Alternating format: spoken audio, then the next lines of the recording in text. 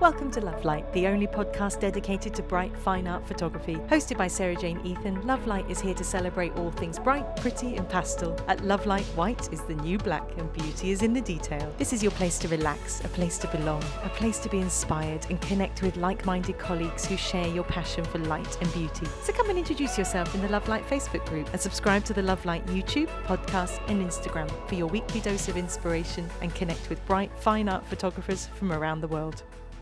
Hello and welcome to another episode of the Love Light podcast. Today we've got Jen Huang here and I am so excited. I am personally inspired by Jen's work and I cannot believe that she's agreed to come on the podcast. I'm so excited.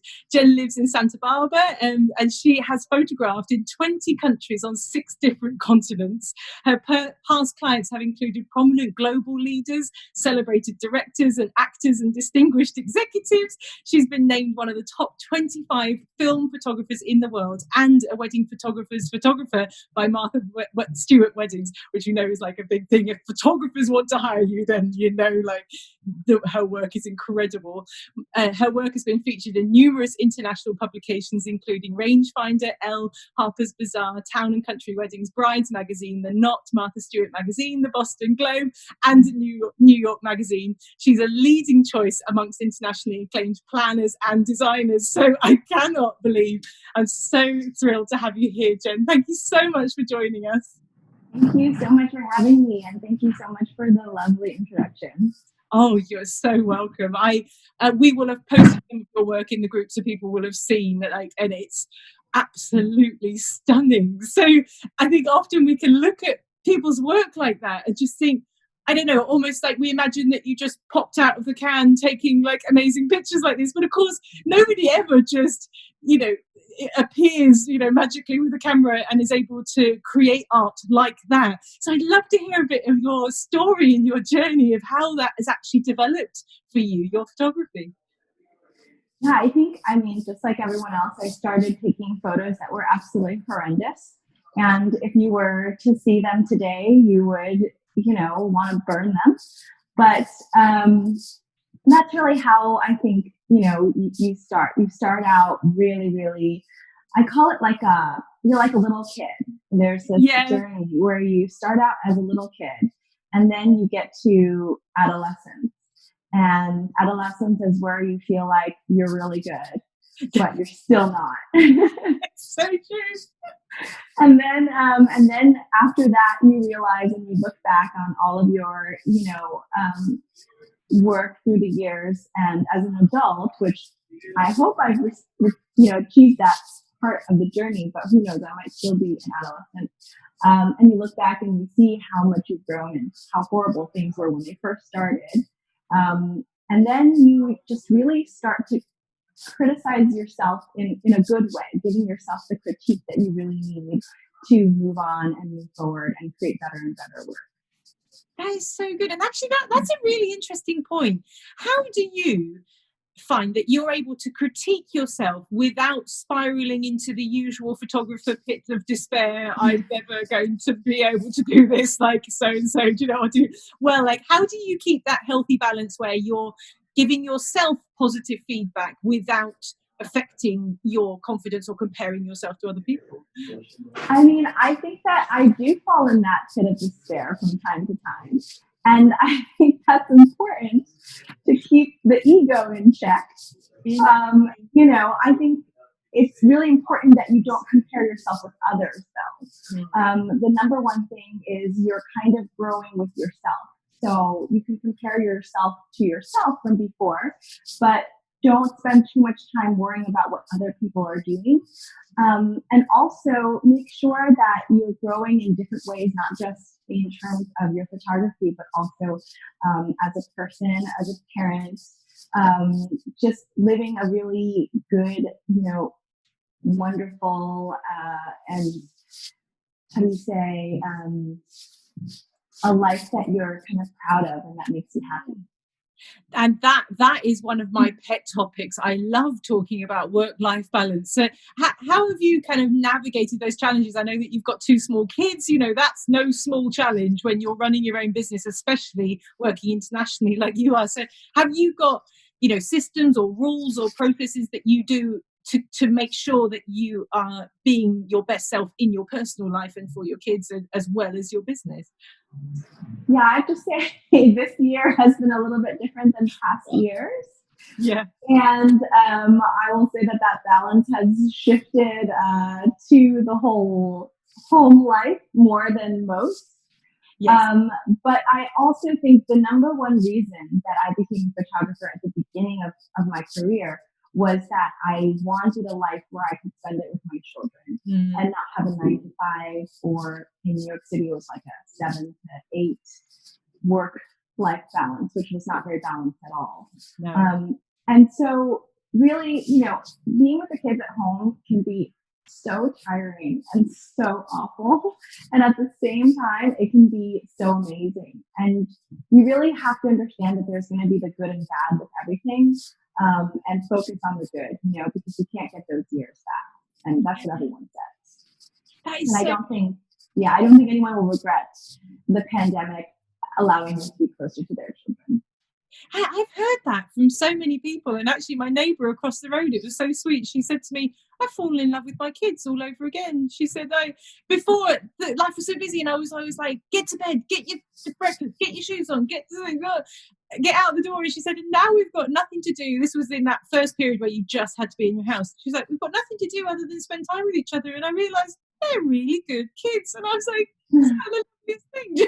That's so sweet. Yeah, I actually think, and I know that we're very similar in this, that I very much am of the mindset of you that I think this has been almost like a big wake-up call for a lot of people to reassess their life, the speed of their life, and whether that was actually a life that was making them happy. A lot of people, I think their life was going so fast and it was so full that actually they weren't actually taking good care of themselves, and they weren't as happy or as peaceful as they could be. And I think a lot of people are reassessing what they want life to look like moving forward. So I know that that's been your take on things as well, and your observation of people. Can you talk to me a bit about that, what you've noticed in that regard during this year? It's funny because at the beginning of the pandemic, I was asked to speak on a panel for rangefinders. And they were asking for photographers to talk about how to make money in the pandemic. And I emailed the editor, who I'm really good friends with, and I said, I have to be honest, I don't think I'm going to be a good panelist for you, because I don't intend on making money during the pandemic. And I don't intend on faking, success during the pandemic. I think it's a time that Mother Nature is telling all of us, no matter what industry we're in, to just slow down. Wow. And to think about like what we've done to the planet, honestly, and really just, like you said, reassess. I call it a hibernation, and I don't think anyone needs to freak out about the fact that weddings are all canceled this year or postponed. I think those will definitely come back, but we maybe need to focus on some other things now. Yeah, I love that attitude. And for me, I just started writing books because I love writing. So I've written the big part of about 10 books. I've just been having a whale of a time. And so, awesome. Yeah, I've totally had that. I don't know, it's interesting when it was first kicking off, and my husband, Matt, he keeps his ear to the ground with stuff like this. And so he noticed it coming, because we're in the UK, we were a bit behind you guys in America, so we could see what was happening in America, in other countries. And my husband said to me, SJ, there's looking like a big chance we're going to be asked to stay in our homes for 3 months. And a big part of me went, oh, that sounds lovely. Yeah, exactly. And I think same as you, I travel a lot with my work, but I actually really like being at home. I'm a real home bird, and I like pottering around with little creative projects. I bought myself a colouring book, which I haven't done since I was like 10, and I really enjoyed it.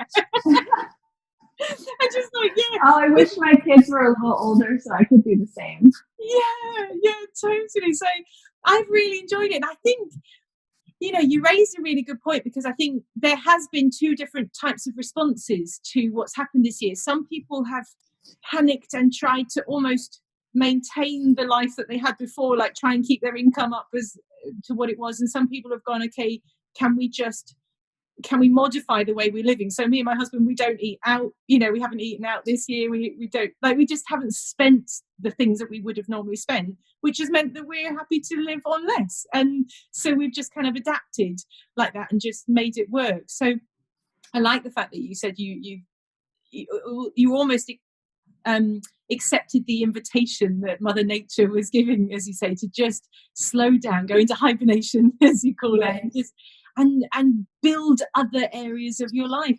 I don't know whether you've got any thoughts or advice for people who might be genuinely struggling financially, or may just worry that they're struggling financially. Actually, how to overcome the fears of earning and money and business, and to just actually embrace this time of stillness and mentally enjoy it and find potential in it.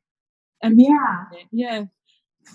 I think, I was really worried at the beginning of the pandemic when it first started, and I started seeing all the income just going away.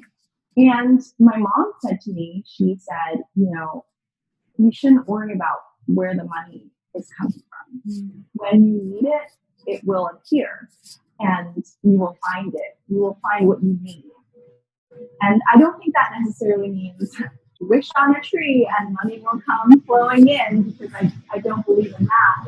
I think it means that it really is up to you to decide what type of life you lead, and what you need in your life and what you don't need in your life, and how you're going to adapt to a new world. I think, most people have a little bit of savings, which is really important. And if not, that's something to definitely think about in future, to have a little bit of a savings for you. And also, there's just so many ways that we're so extravagant in normal times, that if we just tone that down, we can really survive on so little. And I told my husband that we could really take our savings and go to a different country and live the rest of our lives. Yeah. That's you don't need much. And I think it's the wanting and the needing and the shopping and all of that really makes us feel like we don't have enough, but we all really have enough. And we can all kind of hibernate through this and come out the other side and start building up our reserves again. Yeah, so true. And I think you've echoed our attitude very much, that we've always made sure we've got 3 months worth of bills in our savings account, and more if we can, but also we've systematically and purposefully reduced our income every year. So we've got a cheaper house, we've got cheaper things, so we've actually created financially a lot of margin, so that when stuff like this happens, which is just totally curveball out of the unexpected, we're not in a situation where we're going to go under. We can, like you said, just ride it out. We can tighten our belt for a little bit and just not pay as much for stuff, or not do as many luxury things, and actually be fine. So like you said, going forward, that is actually, I think it's something that not a lot of photographers think about, is the long-term creating financial margin, and actually planning for the future, because we can get caught up in the comparison of, oh well, I want to shoot this wedding, so I'll do it for cheaper, even though that means that I can't actually create that financial stability for myself. So I know, and that really comes down to what you were saying about not comparing yourself to people, which is, and not sacrificing your values for it. Yeah, that's really interesting. That's I would love to know what are your values in life, because actually that, again, I'm not sure that's something that a lot of people really take time to think about. What are my values? What am I going to live by? And therefore everything else feeds into that and raises that up. What are the things that you value in your life that actually your business serves? Time. Number one is time. And I think I learned that very, very early on, working in corporate, working in New York City, and not enjoying my job. That's how I got into shooting weddings and photography. Time is the number one thing that I value in the entire world, and it means time for myself, time for my family, and also not being taken advantage of in terms of time. And that's something that I've applied to, my business, how I treat myself, and also how I treat others. Because I'm very much someone who doesn't like to waste people's time. or to take time away from someone. And that's kind of just been the light on my branding and my business, and how I kind of live my life. And the other thing is really doing what I want to do. I think is really important. And I don't mean like be spoiled and do whatever you want to do, but making sure that you're not doing something that doesn't make you happy. I'm always telling my friends who are fully employed at other jobs that they need to quit whenever they complain, because I just think, why are you spending your whole life with strangers when you could probably be very successful doing something at home? Yeah. That is so true. I love that. And now you mentioned branding, which I know is something that, you've got a particular passion for, and you are obviously good at it because you've got the clients that you want. You've got, quite an exclusive list of past clients. And so can you talk to me a little bit about what branding means to you and how you've used that in your business to get to where you are? Yeah, I think branding is really the other side of the actual skill and talent in photography level side, right? So you've got your photos, you've got the way that you shoot and your artistic eye, and branding is really the envelope that those images come in. And it's really the way that you communicate in a nonverbal way to your clients what you stand for and what you represent and what you will really bring to them. I actually worked for De Beers before I started photography. And, they were so strict on branding. They had an incredibly marketing team. One of their rules for their logo is you had to measure from the floor up, and the logo couldn't be higher or lower than 46 inches. Wow. Yeah. So they really just nailed it when it came to branding. And, as you know, diamonds are very expensive. They're a luxury product. So I learned a lot about how to market and sell a luxury product. And the only thing that I don't agree with, of course, is some of their marketing tactics in terms of selling to people who don't need it. I don't really appreciate that. However, a lot of what they taught me about branding is something that I brought into my business. And most of that is consistency across the board, making sure that just because you have a really lovely, clean site, that also should translate into the type of images you produce, how you produce them, and also how you deliver them. So from beginning to end, from the first hello to the final goodbye, everything should be very consistent and follow the same kind of value system, same philosophy throughout. Yeah. What do you feel like there are things that often can mean that a photographer isn't consistent? Like, what do you see as the kind of common pitfalls that people fall into that means that they are then no longer being consistent and therefore giving that good service to their clients? Yeah, there's a lot of that. Yeah. I think that on social media that comes out a lot. Interesting. Because on social media we tend to be a little more casual, and we tend not to think about it as the same as our website or our blog or our paper goods. And also, I think social media it's evil in some ways because it makes people question themselves. It's basically on your phone, if you're going from Instagram, it's just comparison after comparison. And it asks you to look at what other people have and compare it to yourself. People brag on social media, which is inevitable. And I think that is where people go astray most of the time. They're very, very consistent through their website, through their imagery. And on social media, they get pulled in 1,000 different directions, and they come off as being not genuine or different from what you would expect. Yeah, that is so true and so interesting. Like, can you think of examples? I don't know if you can think of any examples so that people might be able to go, oh, I think I've done that. About what it actually looks like when you go off track on social media and become inconsistent. Have you got any examples that you can think of off the top of your head? Yeah, and I don't want to yes, no names point out anything specific, but a lot of people tend to get very political on social media. Yes. And sometimes that's very important because if you have a certain platform and you have a number of followers, you want to do good for the world, you want to send out a message. I certainly try to do that when I can. It's rare, but I do. But in cases where things get a little bit sloppy, where people are maybe battling back and forth, in my opinion, that's really not the place to put it on your business site. That's something, it's kind of like you've been taught not to talk about politics at a dinner party. Yes. And it can be very offensive to one person or another, and it doesn't matter who's right. It's just not the perfect place for that. Yeah. Oh, I totally agree. And actually, you've reminded me that was one of the rules that we put in place in our business right at the start. We were like, I think as soon as we launched our photography business and started connecting with clients on social media, we just kind of knew that was the end of us sharing controversial things on social media, because you just can't risk upsetting a potential client and then not having a good relationship with them. So that is a really good point to raise. I'm really glad that you remember to mention that. And as you were talking, I remembered one thing that I've seen in the past. It's not quite the same thing, but I thought, it's definitely worth mentioning, because I know that a lot of social media gurus say that you should put a lot of your personal stuff out there, tell personal stories, to engage with people and make yourself human and stuff like that.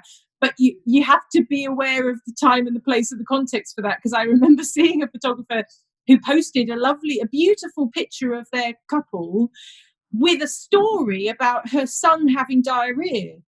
And that's not really like for that client. You've just shared their pictures with a story about poo. Like, Right. That's not a good vibe for your client. And I don't think it looks good for future people. So I think, that's something to be aware of, that yes, be human and be personal, but don't tell stories of poo with a beautiful picture of a totally unconnected client. Right. And also, I don't think it means that you shouldn't feel human, or that you can't be a human, because I really love some of the more personal stories that I hear on Instagram. It just really depends on who you are and what kind of personality you're putting out there. There are people who are so personal and they share all the personal details, and that's part of their brand. So I'm not saying that shouldn't be done if that's part of your brand. But if it isn't, then it could look a little bit off compared to everything else. Yes. And if you're going to tell a story about poo, choose a picture that, not of poo, but maybe of you and your son, or something like that. Mm-hmm. That is brilliant. And something that, one of the things I did want to ask you actually was, what did you learn? Because you were working, or you were learning about how to market a luxury product, selling the diamonds. So what did you learn particularly that you think actually photographers might be missing in terms of how to market a luxury product in a luxury market? Have you seen common mistakes that people are making that actually you think, that's not a way to sell something luxury? Yes, I think if you're really in the high-end luxury photography business, you cannot lower your rates and you cannot negotiate on your rates. Interesting. And I think that's really, really important. And the reason that it's important is not because you're undercutting someone, which is what everyone else thinks is important.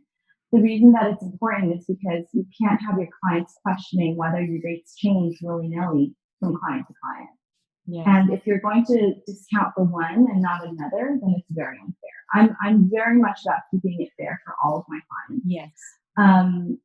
Even in terms of hours at a wedding. If you stay longer at one wedding and you charge the same, but you don't stay at another, it's unfair to your past clients. So I'm very strict about hours and I'm very strict about rates, not because I, am lazy and I don't want to work longer, but because I'm thinking about all of my clients and how they can be treated fairly throughout. Yeah, I love that. We are so on the same wavelengths. That's exactly what I think right at the very start of my business. And it was difficult when I was first starting out, but I still didn't give discounts when I was first starting out, because I just thought, why should somebody who absolutely loves my work and he's like, yes, yes, yes, send me the booking form, I will pay you whatever you're charging, why should they pay more than somebody who comes going, well, can you do me a discount? Because, and I just thought, well, why should they get a discount when this person who loves my work, like, is actually being charged more? So that, I think for me, that was why I, in my mind, just went, no discounts. It is what it is, like it or leave it. And it worked. It worked very well for me. But yeah, that took a certain amount of mental strength. And that was definitely the reason. Exactly, as you mentioned. And, the funny thing is that if you do discount your rates and we're competing for the same wedding, I'll know about it. Yeah. Because I really do hear the back end from planners and people who are working with me. And I'll hear about people, lowering their rates to get the wedding. And all of a sudden, I know that they're the type of photographer who would do that. And so your whole standing in the industry also is lowered at the same time. Yeah. So now, if you are strict on your pricing like that and not lowering, especially if you're hearing that other people are lowering their prices, competing for the same job as you, how do you stay in a good mental place where you're happy to lose that wedding if your integrity is, I'm going to keep my price, and the cost might be I might lose that wedding? Because I think that's the fear, and that's why people reduce their rates, because they're fearful of losing the work. So, I wonder how you approach that mentally yourself when you're faced with that possibility. Well, it was always scary for me at first, but when I first started, I definitely did the discounts, right? I would discount here and there. And I noticed just this pattern developing of the clients who paid my full rates always respected me more, respected my time more, treated me much nicer. And it was always the ones who asked for discounts that ended up being a problem later. And I think after enough red flags, I just realized, you know what, there's this pattern emerging. And actually, I'm saving myself from all of this trouble by not discounting. Not only am I making the amount that I need to make per wedding, I'm also avoiding all of the trouble clients. And it literally happened just a few weeks ago where I was speaking with a client and we were getting along really well. And they ended up going with someone else. And I asked the planner, what was going on there? And they said, well, the other photographer gave them a good rate. And I said, oh, okay. So they wanted a discount. And it ended up being that this couple was just absolutely awful. Wow. Very much litigious and just unkind and basically bullet dodged. So that's just proof right there, I think if you stick to your guns and you treat your clients fairly, they will treat you with respect and be grateful for your work. And that's more rewarding than anything. That is so true. I see it like you're buying your peace and a peaceful life, because exactly like you, I actually did do one discount. And it's because she was in a prominent position within the industry. So so I felt like, I really don't want to lose this client. And she kept asking for a discount and I kept saying no. And on the third time of her asking for a discount, and by this point, I'd had about 6 months of emailing backwards and forwards with her with wedding advice, and I'm thinking, right, I'm going to be really gutted if someone else gets this wedding now after I've put so much effort into this. Right. So I gave her a very small discount. I think it was like £100, just a token, just a token gesture, which was kind of all she needed, really. I've never had a complaint before. She was my only client that's ever complained. She was my only client that was an absolute nightmare to work with. And so, yeah, I think the same as you, I just learned I just can't give into that pressure. I can't, because it's going to cost me in other ways, not just the money. I've got to protect my sanity and my peace, the peace of my home and my life. It's not be invaded by. Exactly. And it goes back to, how I value time. I had someone ask if they could pay me an Instagram like, they were an influencer. Yes. They were an influencer and they said, I can give you 1 million Instagram likes. And I was like, that's not going to give me the 12 hours back with my son, Yeah. you know, and it's not worth it. And also, just like I said, someone who doesn't respect you from the start is going to be very hard to work with. Totally. And I think I always thought, yes, I might be losing that wedding, but exactly like you said, I'm gaining time. And with that time, I can figure out how to connect with more of my ideal client who is going to love my work. And so, yeah, it's a short-term loss for long-term gain if you can Exactly. get your mentality like that. So that is so interesting. Now, another thing I really wanted to talk to you about, because I wouldn't know it talking to you now, but you said that actually you are an introvert, and in some ways that has been a challenge in the industry. Can you talk me through that? Because I know there'll be a lot of people listening to this podcast who are also introverts and will probably connect with your story and your experiences. Yeah, absolutely. So, I always knew I was a little introverted, and I never understood it until maybe like 3 years ago when I finally read a couple books about introversion. I started reading a lot of business books and also writing my own, and I discovered that there's a lot more to introversion than I had previously understood. And a lot of people get the wrong idea of introverts because you hear introvert and you think, oh, they're not going to be friendly. They're going to be cold and distant. Yes. And actually, it has nothing to do with friendliness or distance at all. It doesn't even have anything to do with, social anxiety. That's completely different. Introversion and extroversion is all about how you re-energize yourself. So after a long day, do you like to go out to the pub and get a few drinks with friends, or would you rather go home and have tea by yourself? And if you think about ourselves as kind of like a battery, the way that introverts recharge themselves is by spending time alone, quietly, getting themselves back up to speed. Extroverts, they would go crazy. They would be all frenzied by themselves. They need to go out. My husband's an extrovert. He needs to go to the bar. He needs to have a drink with a random bartender. And that makes him nice and calm. Yes. So that's one part of it. And then the other part of it is verbal skills. We are a little slower when it comes to vocabulary, people's names. A lot of introverts have trouble remembering names. I have a lot of trouble remembering names. That can be very embarrassing for me at client shoots. But it just isn't our brain is wired a little bit differently. So it takes us longer to get a certain word. I'm always searching for words on the tip of my tongue, and I sound like an idiot.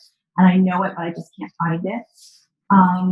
It's also important for us to focus on one thing. So if there's a lot of things happening, our brain's going to be floating around doing a million things, and we will not be able to focus on one thing.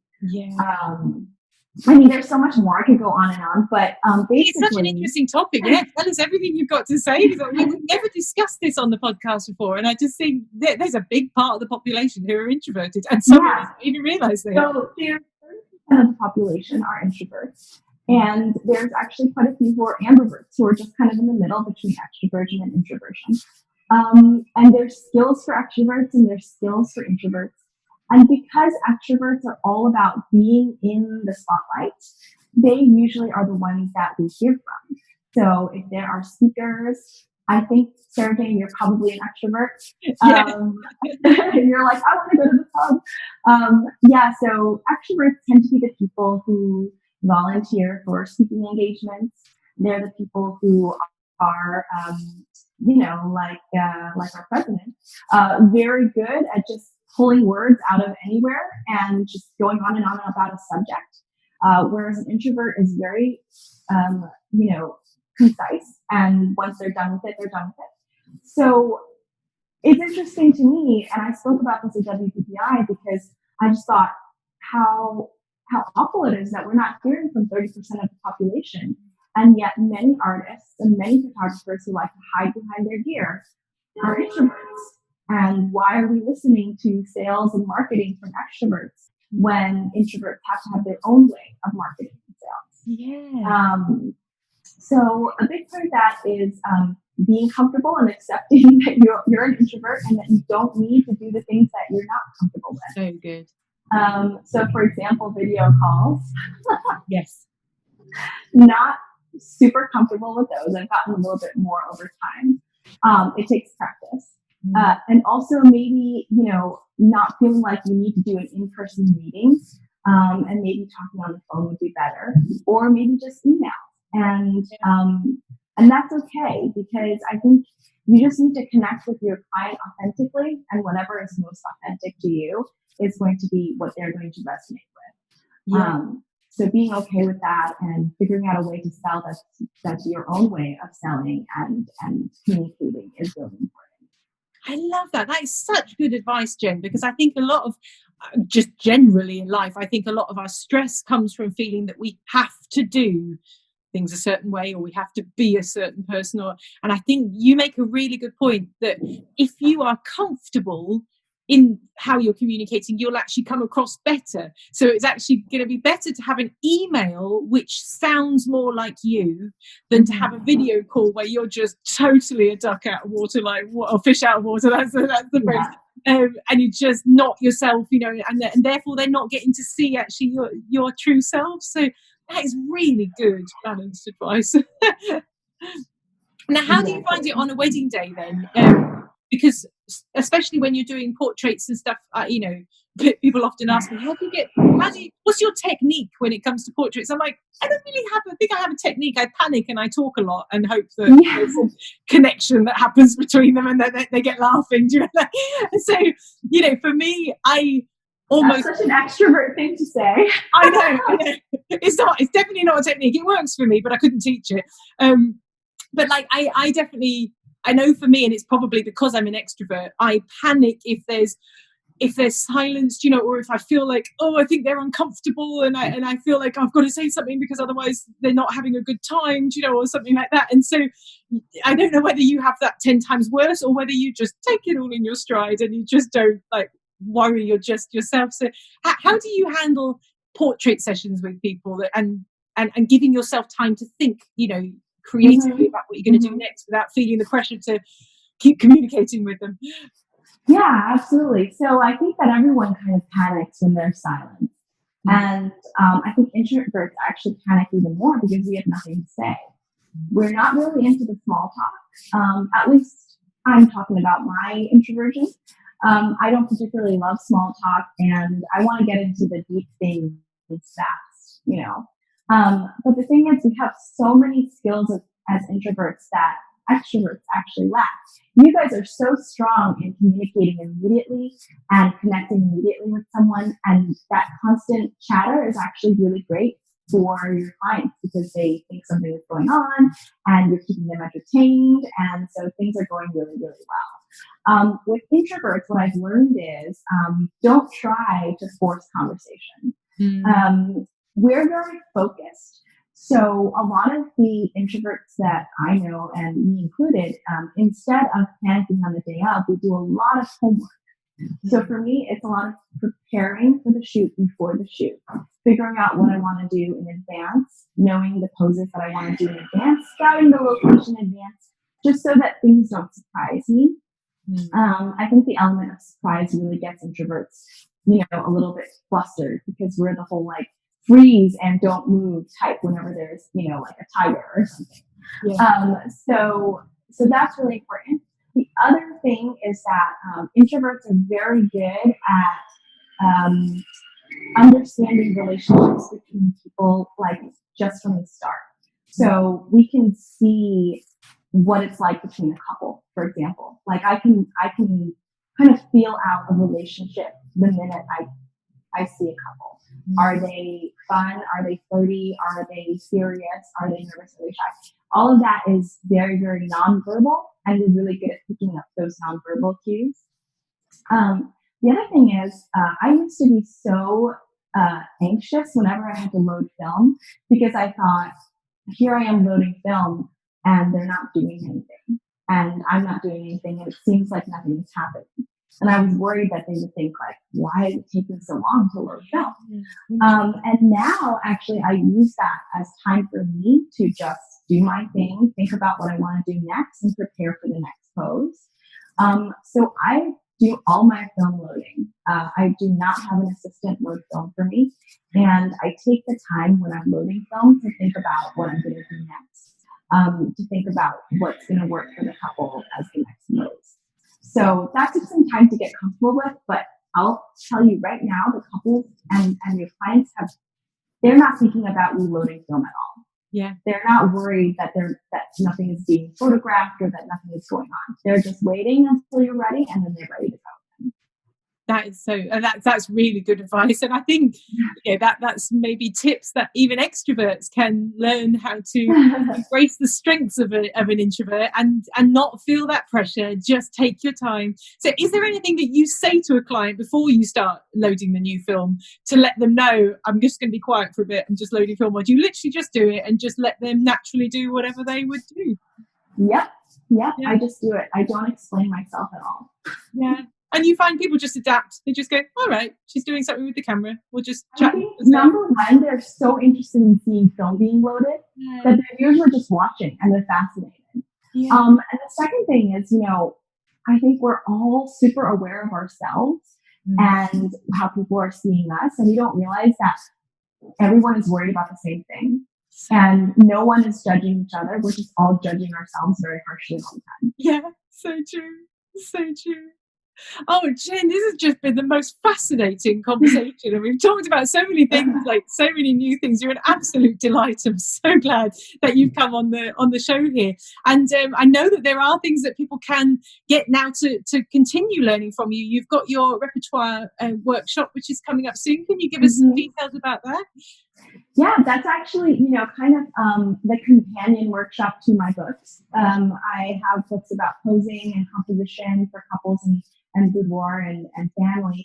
And the repertoire workshop is birthed from, number one, this pandemic really stopping everything. And also because I wanted to be able to show people in person what I do and what I teach in the books. So it's going to be a tiny little intimate workshop. We're just going to work in my studio. And there's going to be a lot of one-on-one, because the one thing I hate about workshops is a big group of photographers just kind of like going after the same thing. And as an introvert, it's very, very, very, frustrating for me. So a big part of the workshop is creating unique work of your own. I love that. And what kind of things will you be going through with people on the workshop? You mentioned that the books, kind of accompany the workshop. And what can people expect to learn on your workshop? What will they go away with? So mostly it's just about directing, and there's going to be lighting and film involved, of course, no matter what. That's part of my work. But it's going to be mostly directing and composition. So I think one of the hardest things for new photographers, even for me, I love learning more and more about directing, but it's communicating with the client to get what you want. And whether that's a model or if it's a real person, real couple, you have to be able to direct and communicate exactly what you want. Otherwise, just get a whole bunch of crap. Yeah, that is so good. And can you let people know where to, for those who are just listening to the audio only, can you let them know the website where they can go to get the books and your repertoire workshop information? Yeah. So the workshop's going to be in Santa Barbara, California. So I understand not everyone will be able to make that. But the books and the workshops are available on my site. If you just go to jenhuangphoto.com under instruction or bookshop, you'll find everything you need. Amazing. Well, Jen, thank you so much for joining us. Of course. You've been so lovely to talk to, and I'm so grateful that you've given us your time and your expertise. So thank you so much. Someone should really interview you, because I feel like we hear you interviewing everyone, and I'm so curious to know more about you. Really? Oh, I've never thought of that. Yeah, maybe we could get my husband to interview me. That would be great. Earlier on in this episode, my husband just appeared in the mirror because he's my tech support, and he was figuring some stuff out. So yeah, maybe we'll get him in front of the camera then. And that's really lovely to say. Yes. Well, thank you so much, Jen. You're so welcome. Thank you. Thank you for your time, and I'm so honored to have been a part. If you enjoyed today's episode, you can find more interviews, tips and inspiration in the Love Light Fine Art community on Facebook. You can also follow along with each new episode on the Love Light YouTube, podcast and Instagram. And don't forget to visit www.sarahjaneethan.co.uk/lovelight for information on training, real-life wedding workshops and online courses to develop your own fine art photography and connect with more of the clients you love.